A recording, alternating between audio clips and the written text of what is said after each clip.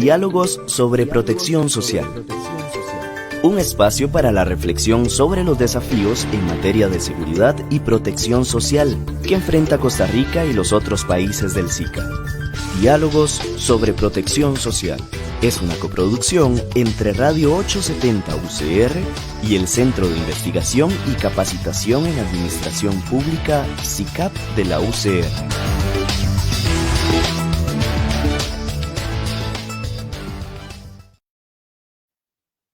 Muy buenos días a todos y todas. Les habla el doctor Mauricio Vargas, conductor del programa Diálogo sobre Protección Social, que como siempre recordamos, lo que pretendemos en este espacio es generar reflexión, discusión con gente experta, no solamente en el tema de la seguridad social, de la protección social, sino en general sobre la realidad que vive no solamente nuestro país, sino en la región centroamericana y el mundo en general, porque creo que hay suficiente información que nos está llegando permanentemente, que es motivo a veces de estímulo, pero también a veces es motivo de preocupación.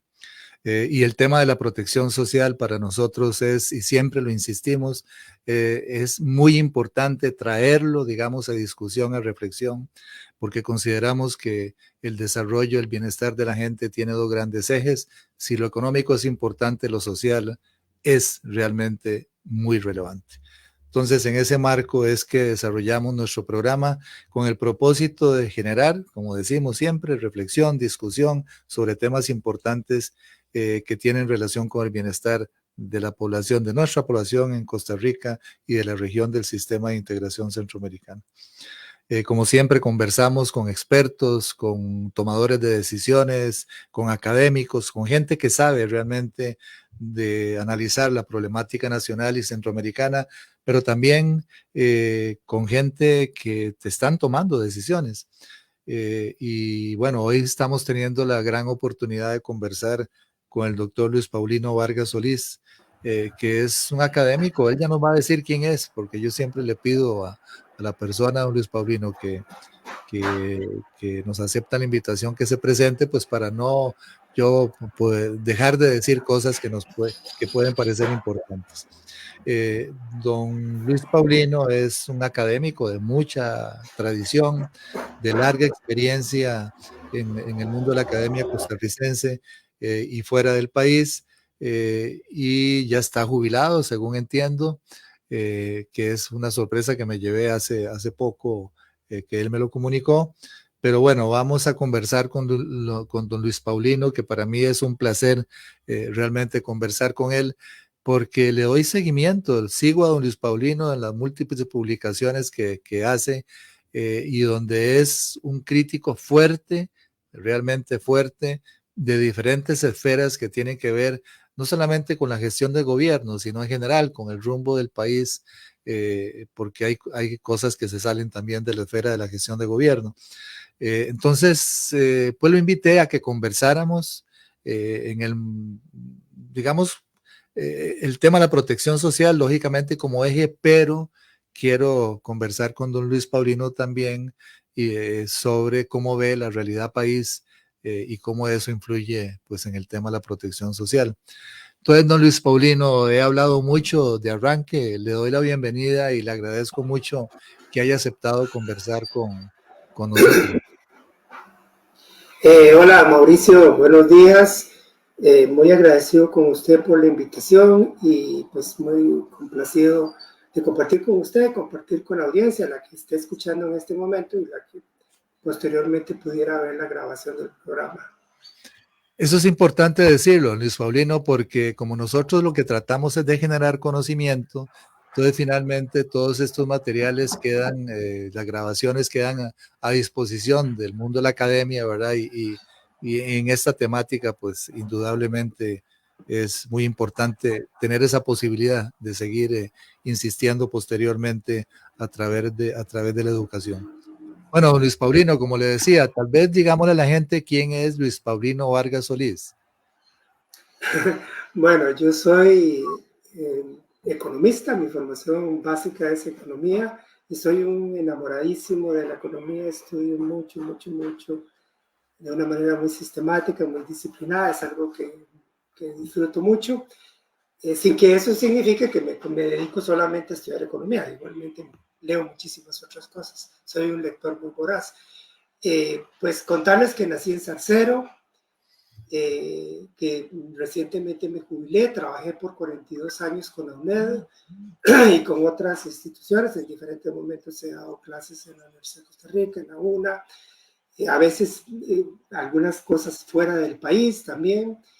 He publicado pues una buena cantidad de libros, creo que son 14, y tengo ahí otros proyectos de libros que quiero escribir ahora que estoy jubilado, aunque ando como muy disperso en muchas cosas al mismo tiempo, pero estoy tratando de sacar algunas publicaciones más, aprovechar los años que me queden de disfrutar de una buena salud y una cabeza lúcida, espero que sean muchos años más, para poder publicar más cosas y bueno, eso sería fundamentalmente. Aquí a Bueno, la otra. está dejando de lado que es premio Aquileo Echeverría, Sí, también recibí el premio Aquileo Echeverría, que efectivamente. creo que es importante Y, decirlo, Luis y, Paulino. no, y, no, y no pierdo la ilusión de volverlo a ganar con alguno de mis futuros Yo libros. creo que es importante que la gente sepa. Y bueno, también hizo el doctorado en Gobierno de Políticas y Política Pública aquí en la Universidad de Costa Rica. Efectivamente, así es, correcto. Okay. Sí. Bueno, creo que me parece que esos son aspectos importantes también que acotar para efectos de que todos sepamos quién es Luis Paulino Vargas Ortiz. A ver, don Luis Paulino, en el marco de este seguimiento que le he venido dando yo a su producción académica, intelectual y como decía, crítica, digamos, de la realidad que vive nuestro país. Empecemos quisiera preguntarle, digamos, de una manera muy general, ¿cómo valora usted la situación social, económica de Costa Rica en este momento? ¿Cómo la ve usted? ¿Cómo la siente? Bueno, en el caso de la situación económica, las estadísticas parecieran sugerir una buena situación económica, porque la economía crece no a un ritmo espectacular, pero crece, porque se ha recibido mucha inversión extranjera directa por montos muy significativos, porque las exportaciones han crecido muy fuertemente en los últimos tiempos. Pero, bueno, el deber de un científico social, de un economista que se precie de ser un economista serio y no uno de esos charlatanes que salen con sonrisas comercial de trífico por las redes sociales, el deber de uno, si quiere hacer su trabajo con seriedad y con ética profesional, pues es ir más allá de los datos. Y en realidad todos esos datos esconden muchas situaciones que no son satisfactorias. Por ejemplo, la tremenda dualización de la economía entre una zona franca es terriblemente dinámica y el resto de la economía mucho, muy rezagada. Los gravísimos problemas del empleo, porque hemos vivido, o sea, el empleo en Costa Rica ha tenido un comportamiento reiteradamente anómalo desde por lo menos el año 2010 hasta el momento. Etapas en que el desempleo crecía, el empleo también crecía, pero gran parte del empleo que crecía era gracias a que crecía la informalidad laboral. O etapas, sobre todo en este periodo posterior a la pandemia, donde hemos visto de crecer el desempleo y al mismo tiempo de crecer el empleo. Probablemente el único caso de un país en el mundo donde el desempleo se reduce y al mismo tiempo se reduce el empleo. Con tasas de participación laboral, tasas de participación en los mercados laborales escandalosamente bajas, especialmente entre las mujeres, tasas de ocupación bajísimas, especialmente entre las mujeres, pero en general con tasas de ocupación, o sea, la proporción de la población en edad de trabajar que realmente tiene ocupación, que realmente está empleada, es sumamente baja. Si uno hace comparación con los estándares internacionales, se da cuenta que es escandalosamente baja. Igual podríamos decir que el gobierno puede presumir de haber reducido considerablemente los desequilibrios fiscales, que hay lo que llaman un superávit primario, o sea que los ingresos son superiores a los gastos si excluimos los intereses de los gastos. y que el déficit fiscal, ya cuando incluimos los intereses, o sea, lo que llaman el déficit financiero, donde ya se incluyen los gastos por intereses, se ha reducido, aunque se mantiene en negativo, se ha reducido considerablemente, todo lo cual es cierto. Pero es muy discutible ver eso como un éxito cuando al mismo tiempo se está implicando un sacrificio social brutal. Es muy distinto lograr finanzas públicas sanas, equilibrios fiscales satisfactorios, cuando al mismo tiempo se están satisfaciendo las necesidades y demandas de la población, a lograr esas cuentas fiscales aparentemente equilibradas a un costo humano y social brutal. Eso no puede ser considerado como un éxito. Seriamente hablando, no puede ser considerado como un éxito. Y entonces ahí nos trasladamos al ámbito de lo social, que usted también me preguntaba, y en el ámbito de lo social me parece que estamos enfrentando un cuadro sumamente preocupante. Ya mencionaba el tema del empleo, lo engañoso de las cifras del empleo. O sea, si nos limitamos a la apariencia estricta de las cifras del empleo, y como lo ha hecho el presidente Chávez, que es un político, claramente no es ni un economista cero, ni un científico social, el presidente Chávez raja de que baja la tasa de desempleo, pero ¿de qué manera bajamos la tasa de desempleo? Perdiendo miles de empleos, cuando miles de personas se retiran de los mercados laborales, cuando las tasas de ocupación en los mercados laborales caen a mínimos que comparados con, que contrastados con criterios internacionales de comparación resultan prácticamente ridículos. Pero además la situación de la pobreza, de la desesperanza, de la frustración, de la inseguridad frente al futuro, toda esta situación de terrible violencia e inseguridad ciudadana que estamos viviendo, de criminalidad. Como muchas veces lo ha dicho, Costa Rica, cuando la gente dice que frente a la criminalidad hay que aplicar mano dura, parece que está perdiendo, bueno, parece no, de hecho está perdiendo de vista el aspecto fundamental de esa cuestión. Lo que hemos hecho es poner nuestra juventud a disposición de las mafias del narco. No les hemos dado las oportunidades laborales ni las oportunidades educativas que nuestra juventud debería recibir. Hemos sido incapaces de darle a nuestra juventud esas oportunidades educativas y esas oportunidades laborales, y prácticamente se los estamos poniendo en bandeja de plata al narco. Es facilísimo para el narco capturar a esos muchachos, atraerlos, convertirlos en carne de cañón, porque los convierten en sicarios, y el destino, la misión del sicario, que es asesinar, también define su propio destino, que es ser asesinado. Y eso es lo que estamos viendo, un montón de muchachos. Y yo no sé por qué no nos detenemos a pensar un poquito lo que eso significa para Costa Rica. Es que estamos perdiendo un montón de muchachos jóvenes, los estamos perdiendo. Muchachos que deberían estar produciendo, que deberían o estar educándose, estudiando, o estar produciendo en la economía, que deberían estar construyendo sus propias familias, casándose o juntándose, lo que sea, quizá teniendo 1, 2, 3 hijos, los que quisieran tener, que deberían estar en eso. Es una etapa de la vida para esas cosas, para estudiar, para trabajar, para hacer familia, y se están matando. Y no es como dijo, como ha dicho más de una vez el presidente Chávez, que es que se matan entre ellos, pero es que esos ellos son muchachos que vienen de familias costarricenses comunes y silvestres.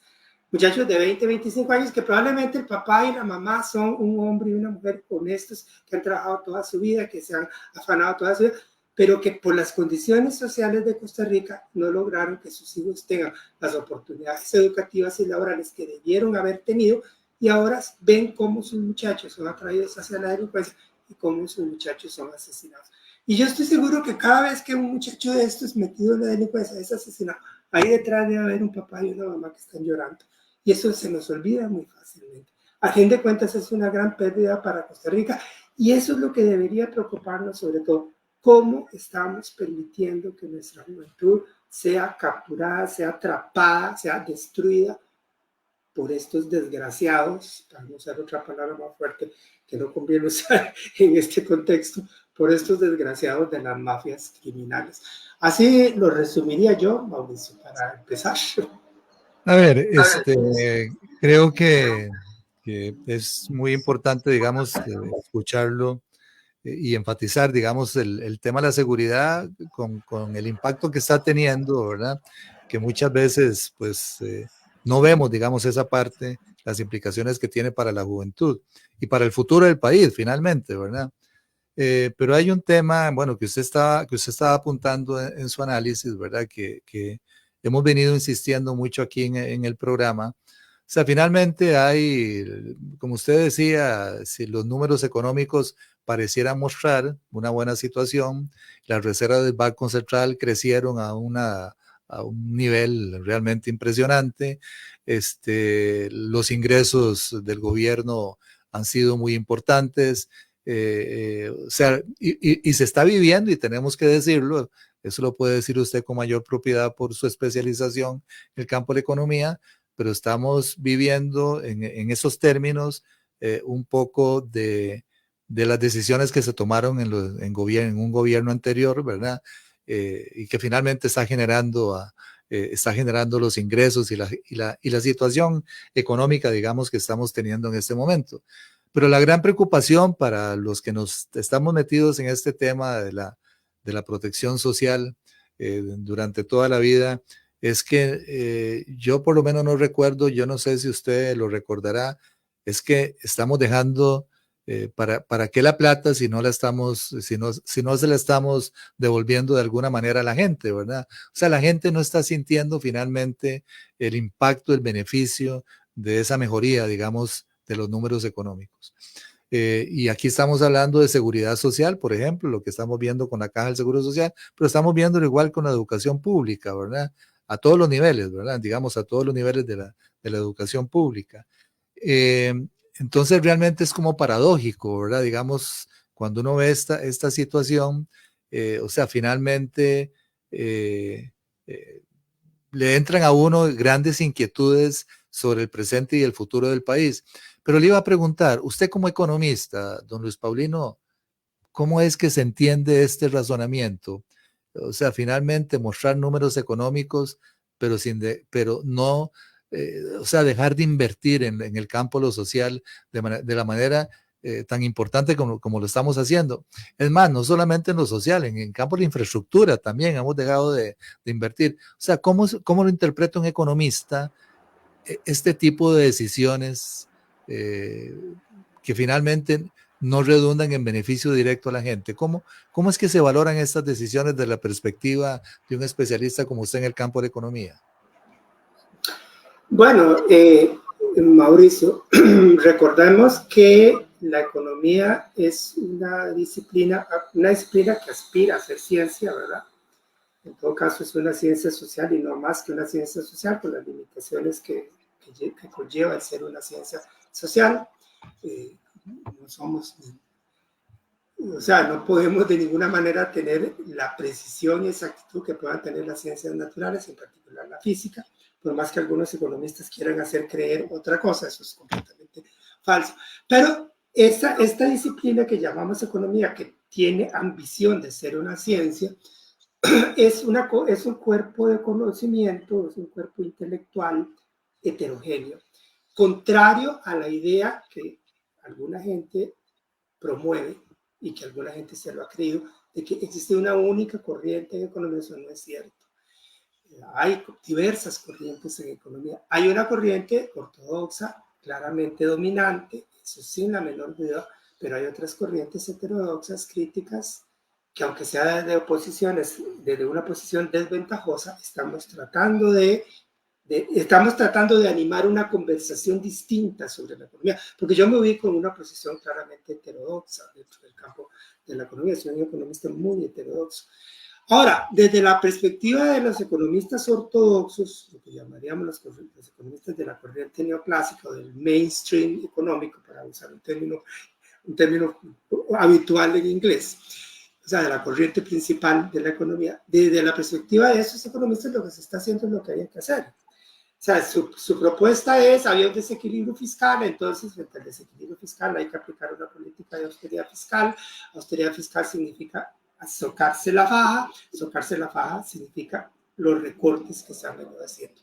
Los recortes en becas estudiantiles, ya sabemos que hay como 100.000 becas estudiantiles, más de 100.000 becas estudiantiles menos. Los recortes en bonos de vivienda, sabemos que los bonos de vivienda han sufrido un recorte recorte, ahorita no recuerdo cuánto, pero es un recorte sustancial, la cantidad de bonos de vivienda menos que se están concediendo, y la negativa a pagarle a la caja las deudas que el gobierno tiene con la caja, que nadie está pidiendo que se pague toda la deuda de un solo golpe, eso nadie en ningún momento, y nadie podría ser tan insensato de solicitar tal cosa. Lo único que uno pide es un calendario de pagos razonable a lo largo del tiempo para que el gobierno poco a poco vaya poniéndose al día con la caja, pero bueno, hay una negativa absoluta a pagarle a la caja, que habría que pagarle, y así sucesivamente. Los recortes en educación son terribles, son realmente violentos, todo lo que se le está recortando a la educación. Bueno, pero eso es una política de austeridad fiscal, eso es lo que la ortodoxia económica dice que hay que hacer, porque supuestamente así se restablece el equilibrio fiscal, el gobierno se hace más pequeñito y la economía funciona mejor. Cuando el gobierno tiene sus cuentas fiscales equilibradas y es más chiquitico, interviene menos en la economía. Ahora, la evidencia histórica demuestra otra cosa, digamos, todo el trabajo que se ha hecho desde perspectivas económicas heterodoxas, haciendo investigación a lo largo de la historia, recabando evidencia acumulada a lo largo de la historia, nos dice algo distinto. Nos dice que las políticas de austeridad fiscal pueden tener costos muy altos. Pueden tener costos, y como por ejemplo lo tuvo Grecia, en términos de una recesión económica muy fuerte que podría llegar a ser una verdadera depresión económica. Costa Rica no ha vivido eso. Pues la economía de Costa Rica no ha entrado en recesión a raíz de la austeridad fiscal por la sencilla razón de que el país se ha visto beneficiado por la recepción de una enorme cantidad de inversión extranjera, el llamado fenómeno del nearshoring, o sea, de la búsqueda por parte de las grandes corporaciones estadounidenses que anteriormente tenían grandes inversiones en países asiáticos, China u otros países asiáticos.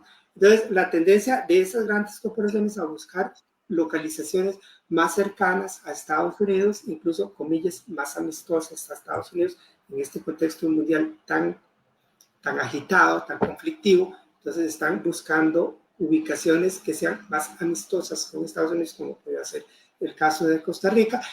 Un proceso que fue empujado por la pandemia, que luego recibió un empujón adicional a raíz de la guerra en Ucrania, y que además en este momento está siendo activamente estimulado por el gobierno de Estados Unidos. El gobierno de Estados Unidos ha pasado legislación que tiende claramente a propiciar que las grandes corporaciones estadounidenses abandonen países asiáticos y se vengan hacia localizaciones más cercanas a Estados Unidos y más friendly, más amistosas, como puede ser el caso de Costa Rica. Entonces, esa masiva recepción de inversión extranjera, por una magnitud sobredimensionada para el tamaño de la economía de Costa Rica, hace que los números macroeconómicos se mantengan en positivo. No obstante lo cual, los números del empleo están en negativo, se mantienen en negativo, tienen un comportamiento claramente negativo. Lo cual nos ilustra digámoslo así, las paradojas de este proceso. O sea, el país recibe volúmenes gigantescos de inversión extranjera y sin embargo los problemas del empleo no se resuelven, se cronifican, tienen mutaciones, a lo largo del tiempo van teniendo como mutaciones, cambia su aspecto, pero los problemas siguen siendo muy graves. En un momento anterior teníamos tasas de desempleo mucho más altas, en este momento tenemos tasas de desempleo más bajas, pero también tenemos tasas de ocupación y de participación, como lo mencioné antes, ridículamente bajas. Entonces, yo lo que quiero ilustrar con todo esto, no quisiera hacerle un enredo a la audiencia que me está escuchando, lo que yo quisiera ilustrar es que hemos seguido un recetario que es el que nos dice la economía neoclásica ortodoxa, el mainstream económico, que debe aplicarse. Pero ese recetario no nos está resultando en aquello que realmente es importante. No nos está resultando en garantizarle a la población que los servicios sociales van a ser servicios de amplia cobertura, de mucha calidad y de respuesta rápida. Lo de respuesta rápida cobra especial importancia en el caso de la atención de la salud con las listas de espera, pero es igualmente importante toda esta consideración sobre calidad y cobertura de los servicios en otros ámbitos como la salud, como la vivienda popular, como las becas estudiantiles, como la atención a la infancia, como la atención a las personas mayores, como el cuidado del medio ambiente, etc. Entonces, Resulta que tenemos todo ese éxito que se refleja en los números macroeconómicos, en gran medida inflados por una afluencia tumultuosa de inversión extranjera, pero en esas cosas sustanciales, que mencioné, los servicios sociales de calidad, de amplia cobertura, expeditos, pero además el otro ámbito igualmente importante, el ámbito del empleo. No tenemos los empleos que deberíamos tener, tenemos un montón de gente que tiene todas las posibilidades para estar incorporada a los mercados laborales y está fuera de los mercados laborales. Y un detalle que se me ha olvidado mencionar y que es importante mencionarlo, y en donde también se ve una situación paradójica, el comportamiento de los ingresos de la población, los ingresos en términos de su poder adquisitivo real. O sea, considerando la inflación, descontando la inflación, lo que realmente pueden comprar los ingresos en términos de la canasta de bienes y servicios que pueden adquirir. Si uno estudia, que yo lo he hecho y ahorita estoy tratando de preparar un pequeño artículo para publicarlo, donde poner a disposición de la gente esos datos. En estos días he venido trabajando en eso.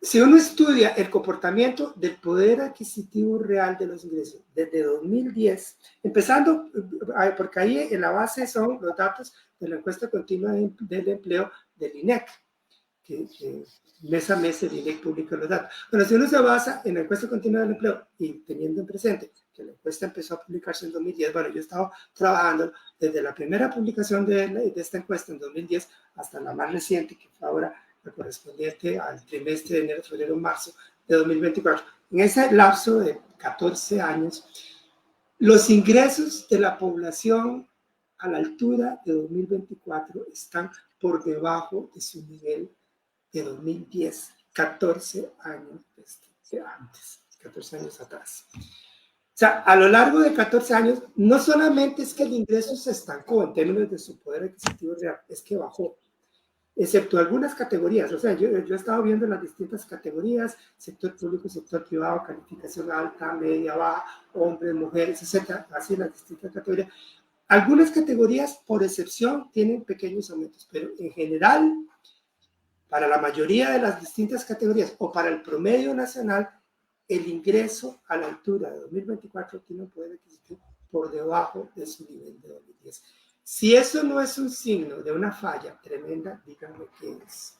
Porque nunca en la historia de Costa Rica había ocurrido eso. Cuando la crisis de 1980-82, yo era jovencito, estaba en la universidad, todavía estaba terminando, sacando el bachillerato, sacando la licenciatura de Economía, en ese momento, coincidió con esos años. En ese momento, cuando tuvimos inflaciones en el orden del 80% y más, hubo momentos en el año 82 que la inflación llegó a estar por encima del 100%. Bueno, en ese contexto, los salarios reales, el poder adquisitivo real de los salarios se cayó en vertical prácticamente, con inflaciones del 80-90%. Pero ya a la altura del 87, más o menos, 87 más tarde 88, ya el nivel del poder adquisitivo real previo a la crisis, el nivel que tenía en 1979, antes de la crisis, ya se había recuperado, en cosa de 6 años, 5 o 6 años.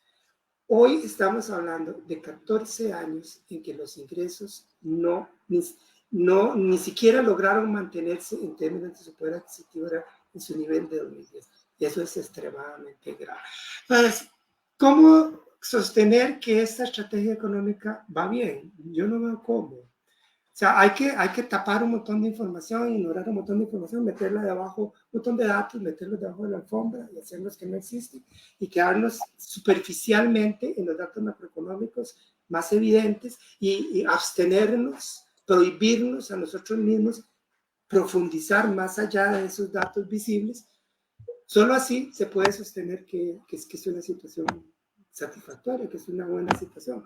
Si uno lo profundiza, se ve los datos y lo hace en profundidad, se pone el microscopio para ver más en detalle, la realidad que se le revela no es satisfactoria para nada. Me gustaría que viéramos el tema de la educación propiamente. ¿Cómo ve, digamos, los desafíos que tiene la educación pública en general y la educación a nivel superior? Pero vamos a hacer un breve corte, don Luis Paulino, y volvemos con ese tema. De acuerdo. La seguridad social protege a toda la sociedad.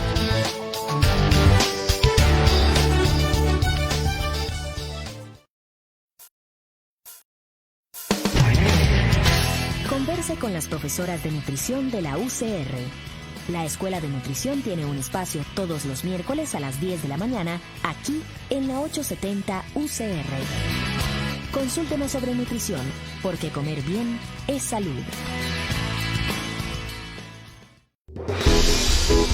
La seguridad social contribuye a la productividad de un país, porque protege a patronos y a las personas trabajadoras.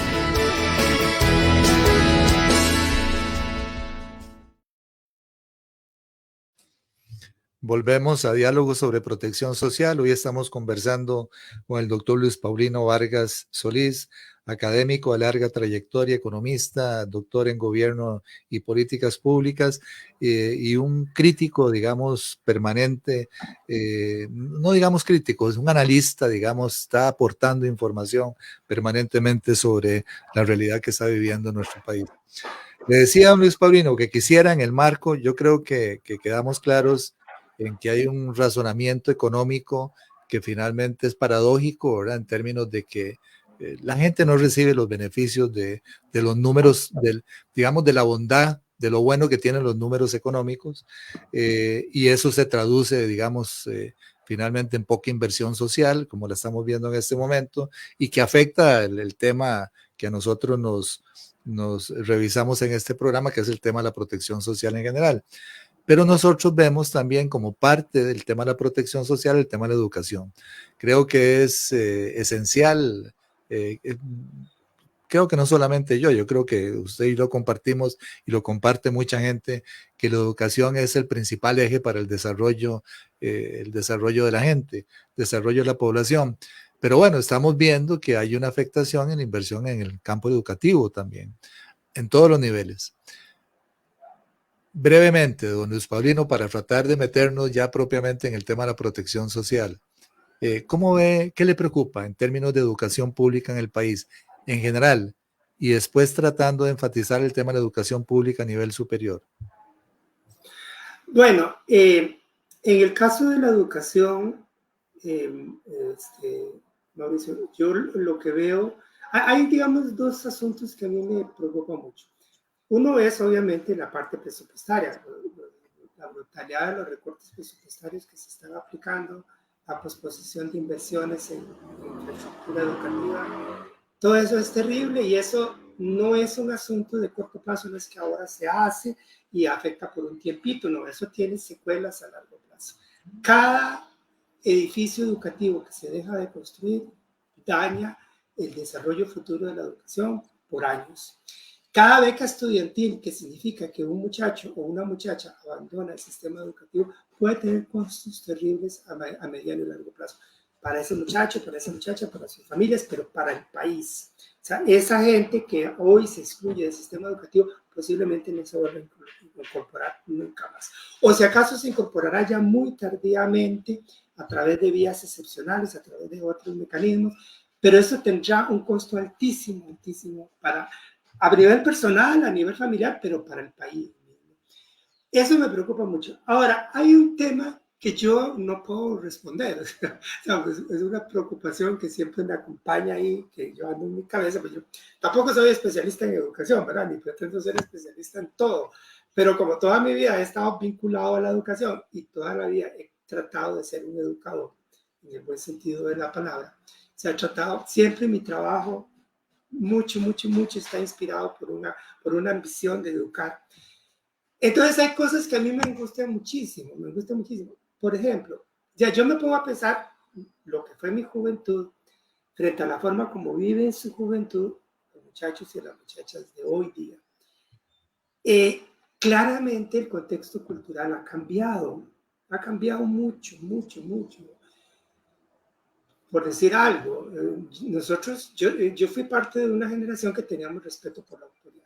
No entremos a discutir si eso es bueno o es malo, yo no quiero entrar en ese tipo de juiciamientos, pero digamos funcionábamos así, habían autoridades en la escuela, en el colegio y uno las respetaba.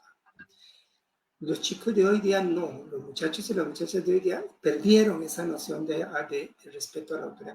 De no juzgo si eso es bueno o es malo. No se trata de eso. Se trata como de ilustrar a qué me refiero con que ha habido un cambio cultural.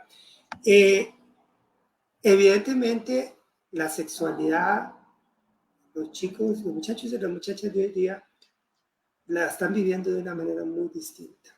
De una manera muy distinta. No juzgo.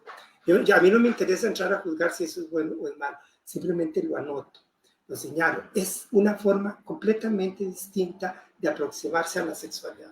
En esos años de la adolescencia, que se da el despertar de la sexualidad, lo viven de una forma completamente distinta como lo vivíamos la gente de mi edad. Entonces ahí mi pregunta, y yo no quiero extender más, lo que he mencionado son como modo de ejemplos para ilustrar la preocupación que me embarga.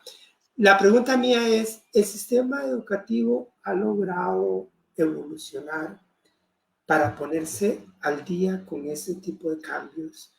¿Hasta qué punto estamos queriendo educar a esta juventud que es tan diferente como nos educaron, se educó a mi generación hace un cachipal de años? Ya yo tengo 66 años, así que échenle en cálculo. Ha evolucionado el sistema educativo, se ha logrado poner al día con estos muchachos, estas muchachas que viven metidos en las redes sociales, que viven metidos ya no digamos en el Facebook, porque el Facebook ya a los muchachos más jóvenes no les gusta tanto, están, no sé, con Instagram, con TikTok, no sé, hay otras redes que ni las conozco. Yo conozco TikTok, Instagram y Twitter. El Twitter mismo, bueno, y ahora le llaman X, te cambió el nombre a ese señor. El Twitter mismo, yo me he dado cuenta, yo participo, a veces pongo ahí tonteras en el Twitter. El Twitter me parece que es una red muy de gente joven y uno encuentra mucha visión de gente joven ahí y uno encuentra cómo, uno ahí puede ver cómo hay efectivamente visiones muy distintas en esta gente joven. Y para mí es toda una enseñanza leer eso, verlo. Aunque a veces me desagrade, de todas maneras es una enseñanza. Entonces, ahí mi interrogante es, mi gran preocupación es, ¿el sistema educativo se ha logrado poner al día con lo que esto significa? Porque si el sistema educativo no se logra poner al día con esto, no se logra sintonizar con ese contexto cultural distinto, con esos comportamientos distintos, esas formas distintas de ver el mundo, va a tener serios problemas. Y quizá por ahí, es una hipótesis mía, quizá por ahí nacen muchos de los problemas de calidad de la educación.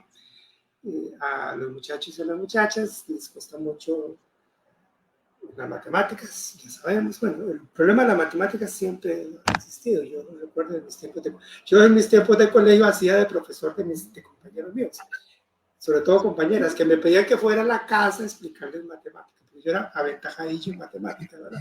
Pero ese problema siempre ha existido, pero hoy tenemos un seriosísimo problema en la enseñanza de las matemáticas.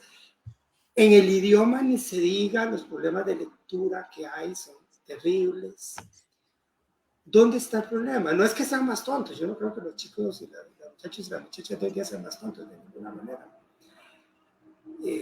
Pero a lo mejor la educación no está logrando sintonizar con esa mentalidad, esa perspectiva de vida muy distinta. A lo mejor la educación se nos quedó muy atrás y por ahí podría haber una falla importante. En fin, esto lo planteo como pensando en voz alta. Son preocupaciones que yo tengo, que a veces las he expresado por escrito, que son las preocupaciones de alguien que le interesa la educación, que quiere ser educador, se afana por ser educador, pero que no es especialista en educación. Eso más ¿Cómo bien ven la educación superior? ¿Alguna preocupación especial sobre la educación superior pública en el país, don Luis Paulino? Usted que ha sido un académico vinculado a la UNED prácticamente durante mucho tiempo, ¿cómo ve el tema de la educación pública a nivel superior? Bueno, es un tema que me angustia muchísimo, la educación en las universidades públicas. Yo soy universitario público desde siempre, de toda mi vida, y lo seguiré siendo hasta el día de mi muerte. Siempre defenderé las universidades públicas, pero tengo mi concepción de qué significa una universidad pública, ¿verdad? La universidad pública debe ser, por encima de todo, autónoma, sin que sea autonomía. O sea, esa majadería de decir que es que pretende ser las repúblicas independientes de las universidades. No, por favor. favor, seamos serios, autonomía no significa independencia, no significa estar ajenas a las leyes, sobre todo no significa no rendir cuentas. Las universidades están obligadas a rendir cuentas, a darle cuentas a la ciudadanía de lo que hagan. Pero el principio de autonomía es clave para el desarrollo del pensamiento, para el desarrollo de la ciencia, para el desarrollo de la inteligencia.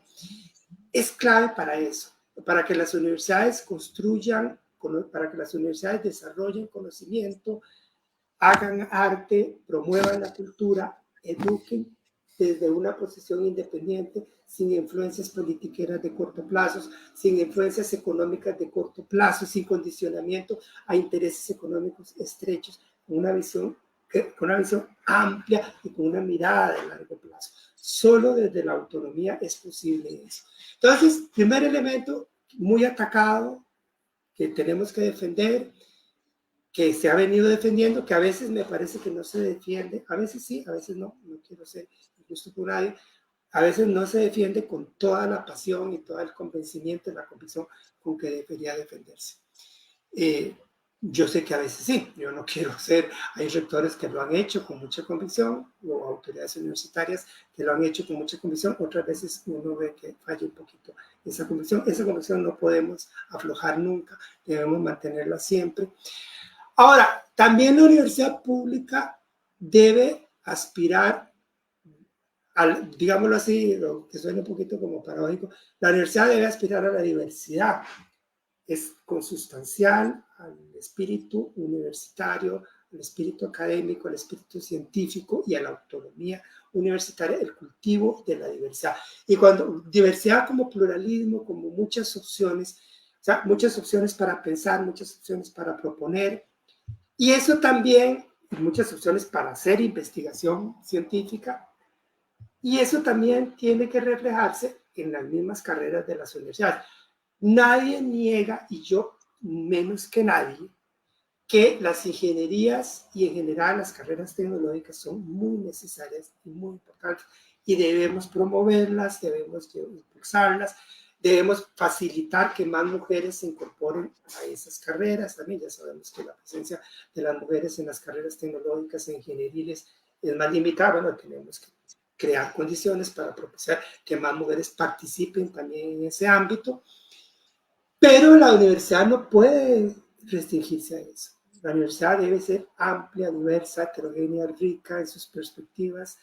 Debe reconocer que como dice el dicho bíblico de que no solo del pan vive el hombre, no solo del pan vive el ser humano, la persona humana. Sí, no solo de pan vivimos. No se trata solo de producir, no se trata de vivir para producir, no se trata de vivir para trabajar. Se trata de vivir para ser lo más felices que podamos ser. Y en eso la universidad tiene mucho que dar. Y para contribuir a eso, la universidad tiene que cultivar las ingenierías y las tecnologías, pero también la ciencia básica. Tiene que cultivar las ciencias sociales, tiene que cultivar las humanidades, las artes, en todas sus múltiples expresiones, la literatura, la música, la lingüística, las artes plásticas, etc. Tenemos que aportar a todo eso porque todo eso hace que la sociedad sea una sociedad más libre, más feliz, que los seres humanos que vivimos en esa sociedad seamos más libres y más felices. La perspectiva tecnologizada, ingenieril, va a conducir a seres humanos que no son libres y que no son felices porque tendrían una perspectiva de vida muy estrecha. Y las universidades no deben prestarse a eso. Las universidades siempre deben mantener en alto el valor de la pluralidad, de la diversidad, de la riqueza de las expresiones humanas, de las construcciones humanas, que son muy diversas, que no se limitan a la ingeniería y lo tecnológico, con todo lo importantísimo que es la ingeniería y lo tecnológico, no se limitan a eso. Y las universidades públicas, digo yo, deben mantenerse en esa línea, en ese compromiso, con esa riqueza de lo humano. Las universidades deben ser capaces de expresar esa riqueza de lo humano y desde adentro de las universidades contribuir al pleno desarrollo de esa riqueza diversa y plural y heterogénea de lo humano. Pero es parte de lo que hay que defender, don Luis Paulino, esa concepción de universidad, ¿verdad? ¿Qué sería una sociedad sin músicos, por ejemplo? Y la universidad privada no va a formar músicos. Eso lo tenemos totalmente claro, pero finalmente hay una línea muchas veces de esa, yo no sé si es de la economía ortodoxa que usted planteaba, pero de la concepción, ¿verdad? De lo que tiene que ser un Estado, que finalmente nos imaginamos a las universidades hoy enseñando carreras STEM y dejando de lado la formación en humanidades, por ejemplo, ¿verdad? Entonces, bueno, pero es todo un tema que finalmente tiene que estar sobre la mesa de discusión y creo que yo de defensa, ¿verdad? Porque finalmente creo que esa concepción de universidad pública tiene que prevalecer. Pasando rápidamente, porque ya nos queda poco tiempo, Luis Paulino, es increíble cómo se pasa el tiempo. Veamos el tema de la protección social, de la seguridad social propiamente. A ver, yo creo que usted ha escrito sobre el tema de la formación de médicos especialistas, ha visto el tema también propiamente de las listas de espera. Yo siempre he insistido que finalmente estos problemas que tiene la caja del Seguro Social, digamos, las listas de espera, las listas de espera es un problema de gestión en general, no es un tema únicamente de falta de recursos, falta de especialistas, de médicos. Eso aporta, pero el no tenerlos es parte de la gestión, de la mala gestión, de la mala gestión institucional. Entonces es un tema complejo. Pero finalmente ese es la punta del iceberg, ¿verdad? Es un signo, ¿verdad? Digamos, de problemas mayores que hemos venido viviendo, digamos, a través del tiempo, sin tomar las decisiones que hay que tomar en materia de conducción del sistema de seguridad social que tiene el país. A ver, en ese marco, Luis Paulino, ¿qué le preocupa a usted? ¿Cuáles son sus mayores preocupaciones con nuestra, para decirlo así, digamos institucionalmente hablando, con nuestra caja del Seguro Social? ¿Qué le preocupa esencialmente? ¿Y cómo plantearía, digamos, poder abordar esa preocupación? Bueno, Mauricio, con la caja hay un elemento que a veces no se le presta la suficiente atención y yo creo que es clave. Y eso es que con el asunto ese de que Chávez salió diciendo, el presidente Chávez salió diciendo que la caja está quebrada y luego volvió a decir, mantengo y sostengo que la caja está quebrada en una segunda versión. Eso me incentivó a mí a hacer algo que yo nunca había hecho, que era buscar los estados, los informes contables de la caja, los informes financieros de la caja, ponerme a estudiarlos, buscar información. Y pude constatar lo que otra gente, por ejemplo, el expresidente de la caja, Álvaro Ramos, ha dicho, que no es cierto. La caja no solamente no está quebrada, más bien la situación de la caja es de que su solidez financiera es más bien excesiva. Han generado una situación de solidez financiera abusiva. No se justifica tal nivel de solidez financiera, porque la caja ha venido acumulando excedentes gigantescos. Ahora, en estos días circuló un video donde habla el señor Álvaro Ramos y don Álvaro hace ver que solo en el año 2023 se generó un excedente cercano a los 800.000 millones, 780.000 millones, una cosa así fue lo que él dijo. Yo tengo ahí los datos de diferentes documentos. En el bienio 2020-2021, sumados ambos bienes, el excedente generado fue de casi 1,5 billones, o sea, 1,5 millones de millones. En la caja, a lo largo de los años, yo no sé cuándo empezaron esas decisiones, en cuál junta directiva, pero las juntas directivas a lo largo de los años decidieron hacer ahorros. Y los ahorros han sido por montos gigantescos. De ahí que la infraestructura esté como esté, que haya escasez de equipo, que los hospitales estén colapsados, que las instalaciones de los EVAIS en muchos lugares sean muy insatisfactorias. Esa es la razón. Se pusieron a ahorrar, se pusieron muy en la perspectiva de esa economía ortodoxa, de la austeridad y toda esta carajada, toda esa estupidez. Se pusieron a ahorrar, se han generado excedentes gigantescos, la caja tiene un platal para invertir. Tiene que ponerse a invertir, es urgente que la caja se ponga a invertir. Tenemos que construir el hospital de Cartago y otros hospitales, tenemos que ampliar los hospitales, el Calderón, el México, el San Juan de Dios, tenemos que ampliarlos sustancialmente y otros hospitales, el de aquí, el de Alajuela, el de Cartago ya lo mencioné, otros hospitales.